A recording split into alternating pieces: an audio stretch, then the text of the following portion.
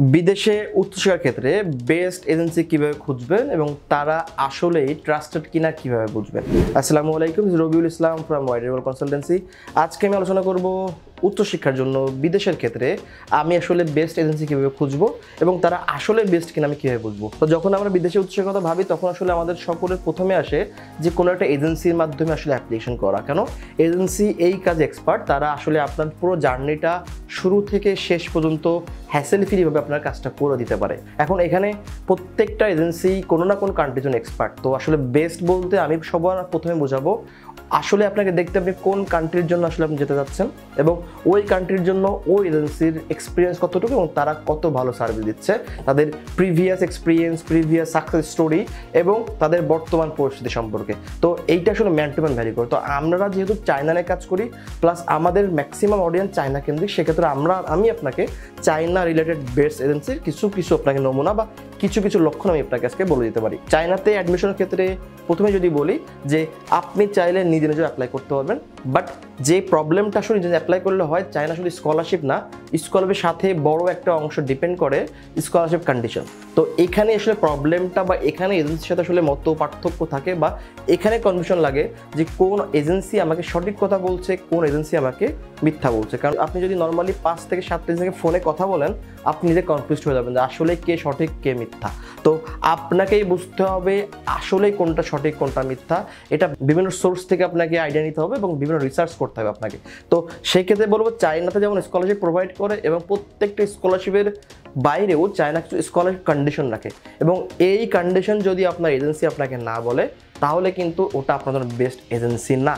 এটা আপনাকে জেনে নিতে হবে যে আপনি যে স্কলারশিপ পড়তে যাচ্ছেন সেই স্কলারশিপের কন্ডিশনটা কি। তো এটা হলো নাম্বার 1। সেকেন্ড যে জিনিসটা আপনাকে মেকশিওর করতে হবে যে কী সার্ভিস আপনি পাচ্ছেন বা কী সার্ভিসের বিনিময়ে কত টাকা আপনি দিচ্ছেন।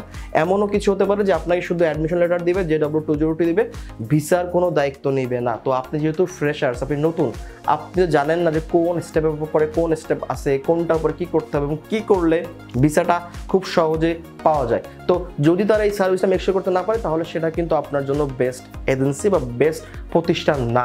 এখন তৃতীয় একটা ব্যাপার থাকবে যে কিছু কস্টিং। একটা দেশে যাওয়ার ক্ষেত্রে এবং যাওয়ার আগে ও যাওয়ার পরে কিছু কস্টিং থাকে, যেটাকে আমরা অনেক সময় বলি হিডেন কস্ট। যে ওই এজেন্সি বা ওই প্রতিষ্ঠান আপনাকে হিডেন কস্ট সম্পর্কে আপনাকে অবগত করছে কিনা বা আপনাকে হিডেন কস্ট লুকাচ্ছে কিনা। তো আপনাকে এটা ভালোভাবে জেনে নিতে হবে। যদি চায়নার ক্ষেত্রে যদি বলি, চায়নার ক্ষেত্রে হিডেন কস্ট বলে কিছুই নাই, বাট যাওয়ার পরে প্রতি বছর আপনার ভিসা রিনিউ ফি আছে একটা 400 RMB এবং ইন্স্যুরেন্স ফি আছে 600 থেকে 800 RMB। কিছু ভার্সিটিতে প্রথম বছর একটা ক্যাম্পাস ডিপোজিট দিতে হয়, যেটা অবশ্যই রিফান্ডেবল অ্যামাউন্ট। তো এইগুলো অবশ্যই মেকশিওর করে নেবেন। এখন নাম্বার 3তে যদি আমি আসি তাহলে সাবজেক্ট প্লাস ইউনিভার্সিটি পলিসি বা আসবে ইউনিভার্সিটি এনভায়রনমেন্ট।